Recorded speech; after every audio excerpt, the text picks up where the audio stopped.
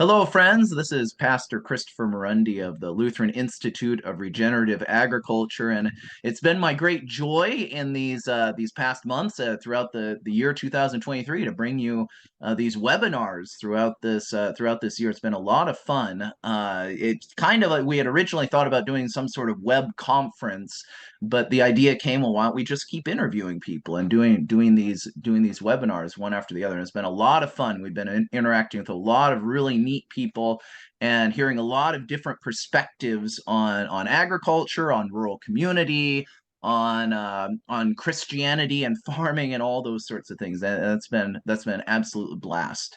And today my guest is Kimberly Clark. She is the assistant professor of ag science at Concordia University in Seward, Nebraska, my alma mater.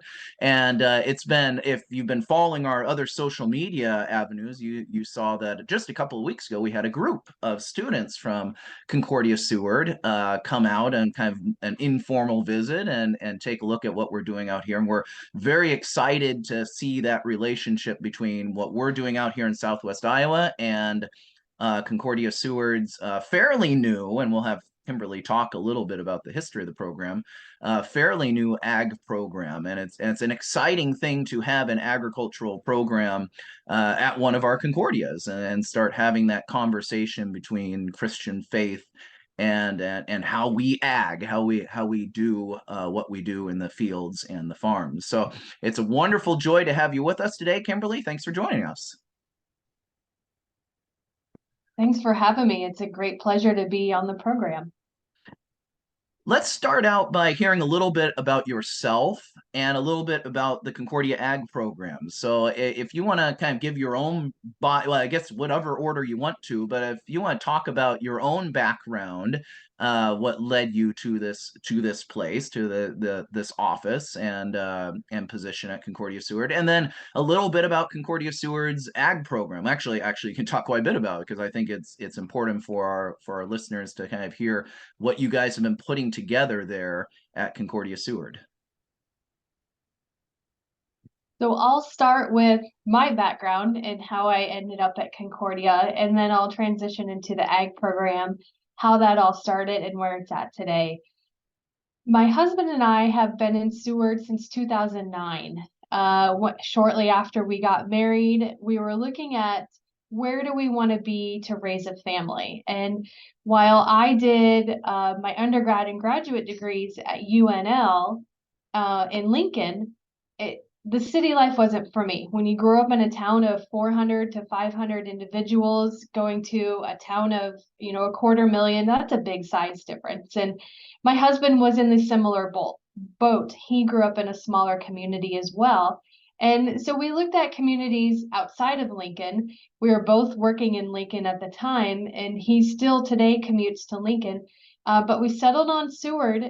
We like the community atmosphere. We like the people really draw you in. It's a Christian atmosphere, and that's definitely not missing when you visit Seward.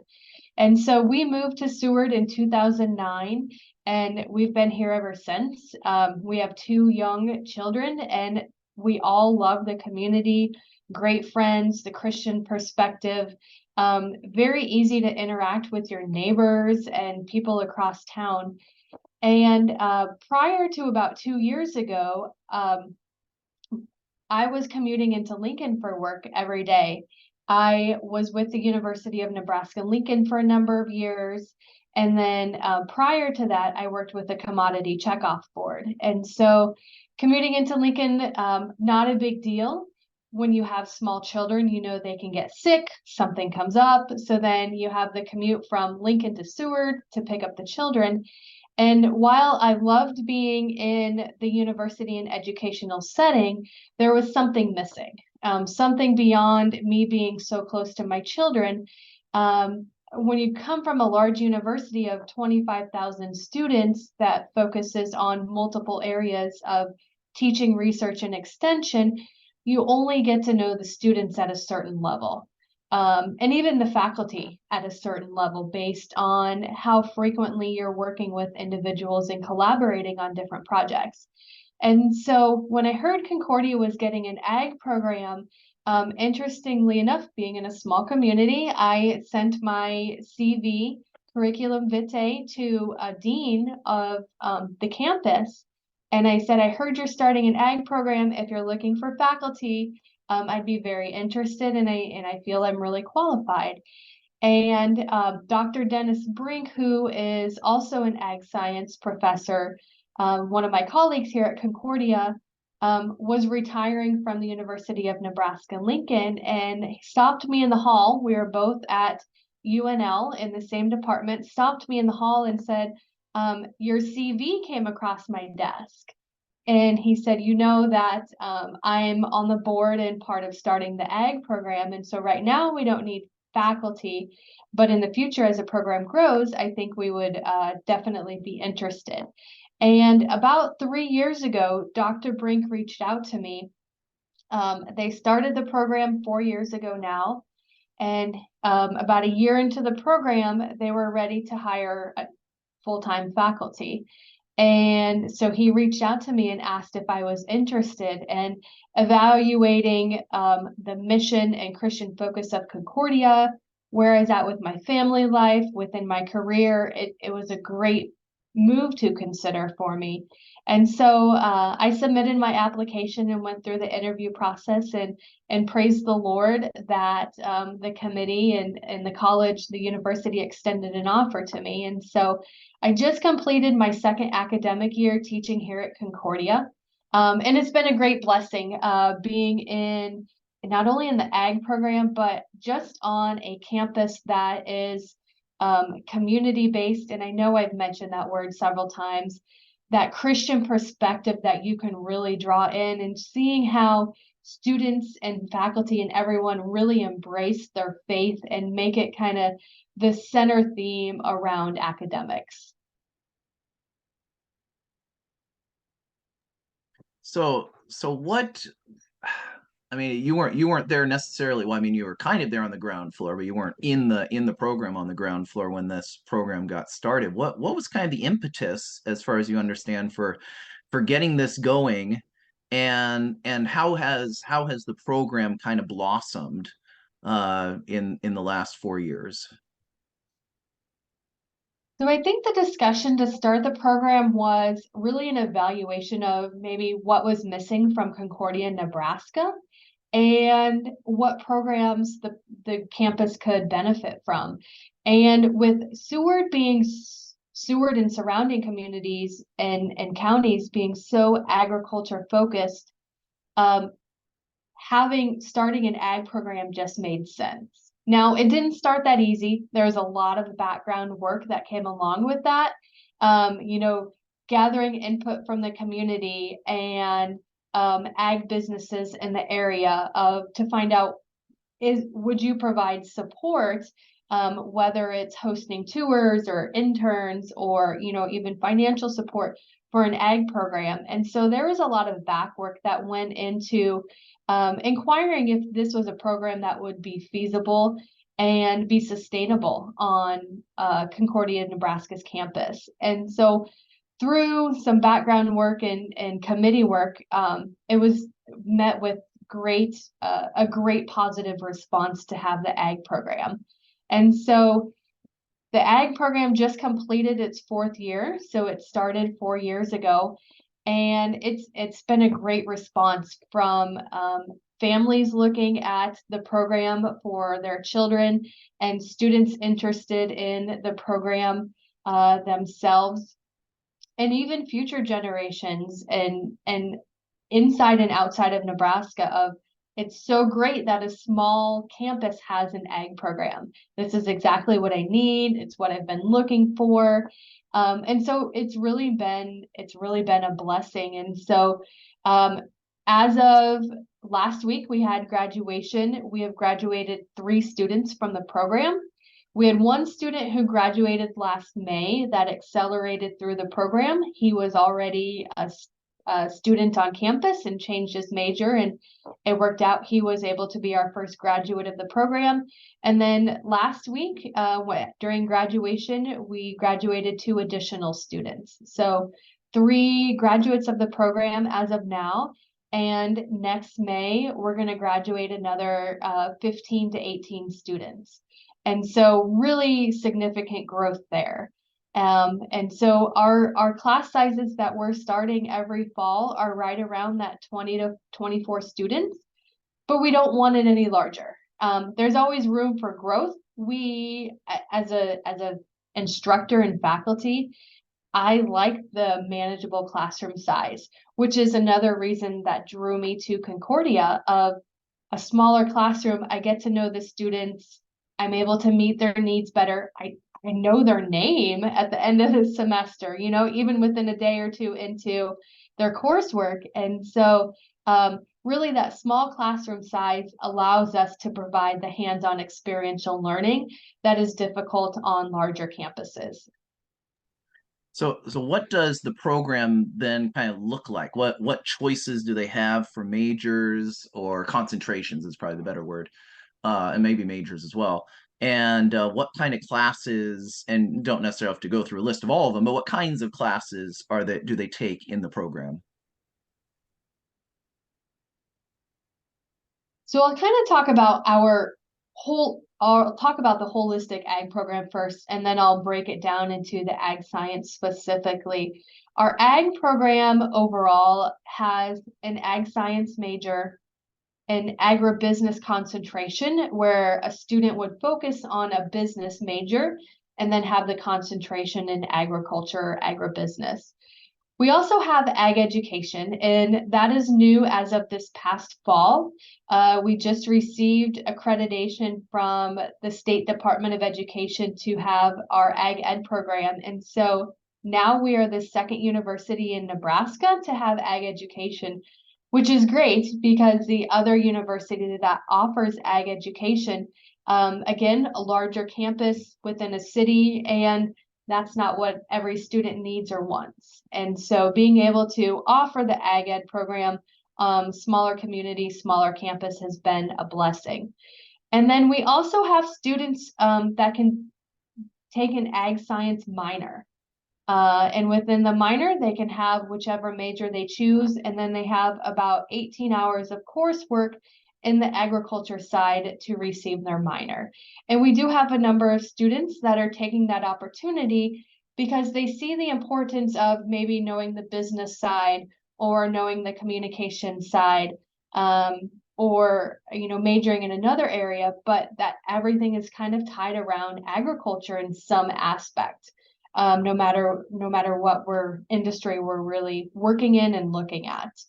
And as far as coursework for the ag science major, we offer a generalized ag science program. And so all students will receive coursework, and all coursework includes animal science and plant science, as well as food science.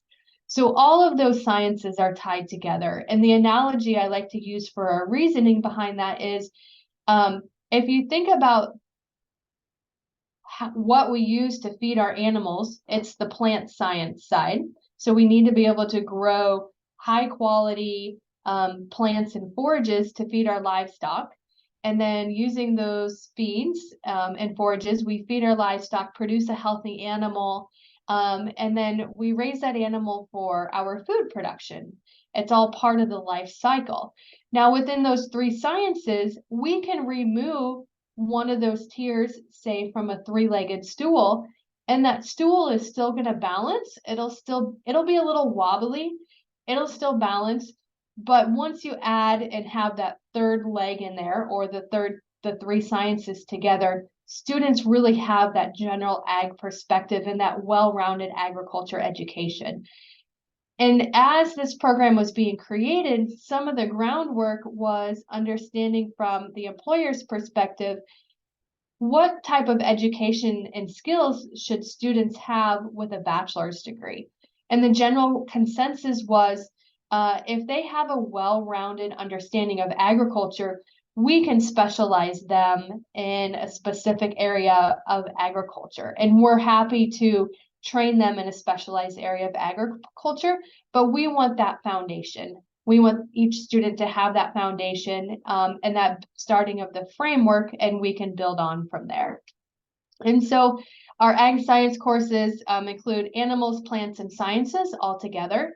So for example, the first semester, all the students will start learning about animal and plant production systems.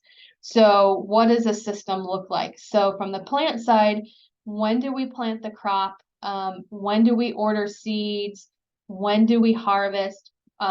If we irrigate, when do we irrigate? When do we field scout for pests and disease and weeds? And so kind of working through those timelines from the animal side, what's kind of the production year? When are calves born or when are lambs born? How long does it take for them to grow? How long are they with their mother before they're weaned? And so working through those production cycles and understanding that every student comes to campus with different ag background and experiences. And so we use that first course to really bring each student to the same level playing field and same understanding of agriculture. And from there, the second semester, then we get into the sciences behind everything, the production system and how it works. After that, they have an animal management course and a soils course and a crop management course. And then we get into physiology, nutrition, and genetics. And so that's kind of the cycle throughout the 4 years that they're here. What kinds of things are your students I guess it may be a two-pronged question. What kinds of things are they going out and doing on their internships? And then what kinds of careers are your various students kind of looking toward? What are they hoping to go back to their family farm? Are they looking to be in agribusiness? There's probably a wide spectrum. What kinds of things are they looking forward to doing for internships and those sorts of opportunities, and then for a career? So it's important to understand internships have maybe changed and evolved over the years. And Dr. Brink and I have the philosophy of we want to push students outside their comfort zone and give them experiences that maybe they wouldn't consider for themselves or that maybe they would shy away from, just because those experiences outside the box generally lead to some networks and connections that you never would have imagined. And then also students finding maybe a niche area or an area that they didn't consider themselves in previously. And so we do like to have students explore outside the box for internships. But as we're helping students identify internships, we're also asking them, what are your career goals? What are your vocation goals? Where do you see yourself? Because we want to place them in an area that they're interested in. But yet we want to also kind of push those borders a little bit and have them think about areas they haven't thought about before. So for example, we have students internships. A couple have said, I don't know if I want to go on the animal side or plant side. And so one of the students last summer did their internship on field scouting and crop scouting. And they went into the internship not thinking they would like it as much as they did. They thought they would prefer the animal side. And after spending a summer out in the field and diagnosing different diseases and weeds, they said, you know what? I love this. This is great. I didn't see myself here, but I'm doing it again next summer. And so this is the second summer that a student is out doing field work, but it's a different kind of field work. And then we have other internships. We have a couple students doing internships that are longer than a summer. One of them is looking at a year-long internship just to gain different experiences on the animal side, on the beef side. Initially, when that student was looking for internships and opportunities, it was on the cropping side. That's what he came from a family background, and that's where he thought he would be. And until he started talking with some individuals and seeing what experiences and opportunities were there. And now he's planning to do about a year-long internship on the cattle side. Another student out in Montana for the summer, and actually that's going to carry over into the end of the year. And so wide variety of internships, from the dairy side to the crop side to the bison, cattle side, the genetics and reproduction, horticulture. And so really we help students seek and secure internships based on their interests. But yet we're going to push them outside of their comfort zone as well. And then as far as what are we seeing students do or planning to do once they graduate? So far the three we've graduated, the two of the three we've graduated have gone back to the family farm.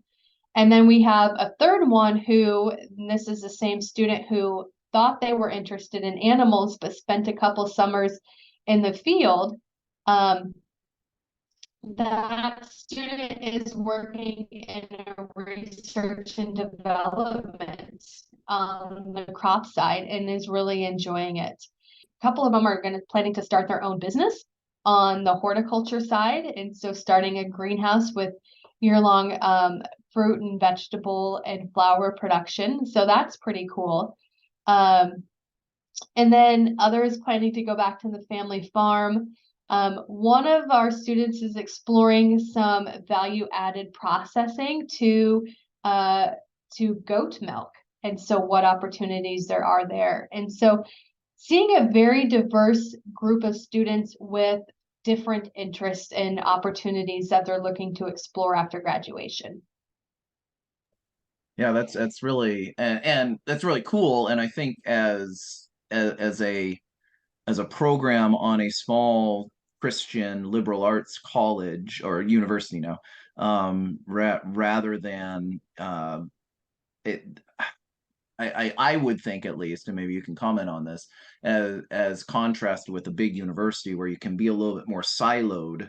You have so many other influences from the campus and different people maybe coming into the program that are, or came to Concordia because, they're Christian or Lutheran, and that's why they came. But then there's the ag program, so I'll be glad to pick up an ag minor, that sort of thing. So you're maybe getting a more diverse set of students on a smaller campus than perhaps you might in a big university. That's exactly right. Because we are a generalized ag program, we do see that diversity.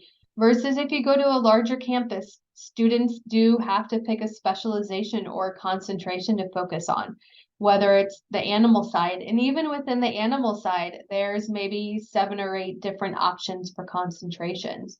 Or they choose the plant side. Now, which area of the plant side do they want to focus on?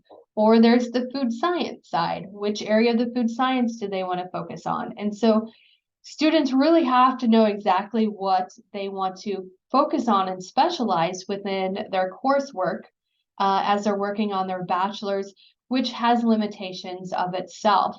There are some benefits to that. So now all the students have the same understanding, same interests, probably similar backgrounds, maybe from the animal side. At a smaller university, that's a general ag program, we're able to openly talk about Jesus and incorporate Christ into our teachings. Outside of a university that's not Christian, we had to be careful what we said, how we say it, and who we said it to. I'll just share a quick story. As I was, I believe I was completing my master's or a big event I had on campus. And I was talking to a faculty member. This was at my prior position. I was talking to a faculty member and I said, please pray for me. I have this big event happening. And the response was, well, I don't pray, but I'll meditate. And I had to stop and pause. And I thought, well, doesn't everyone pray? Doesn't everyone, pray to Jesus? Well, not everyone on a larger non-Christian university campus does. And so I really had to stop dead in my tracks and say, okay, remember where you're at. And so just respected that individual's worldview. It was different than my Christian worldview. And so just being able to really start each course and the lessons around that Christian perspective in the Bible and scriptures has really been great. And I think that's where I'd like to conclude our first half of our webinar today is describe what how do you personally and the program as a whole, how do you do ag as a Christian? You know, how is that different than ag from a secular or a a state school perspective? You can really open up to any passage in scripture of the Bible, and there is a verse that's going to relate to agriculture or education or whatever the lesson is for the day, which is great. Um, we have one of the very first courses that the students will take their first semester is Ag in the World. And so we start talking about agriculture in the world, but we relate that to Genesis and how the world started in and of itself and how God created the world, in a few days and then rested on the seventh day and the whole process through Genesis. And so really relating it that way has been phenomenal.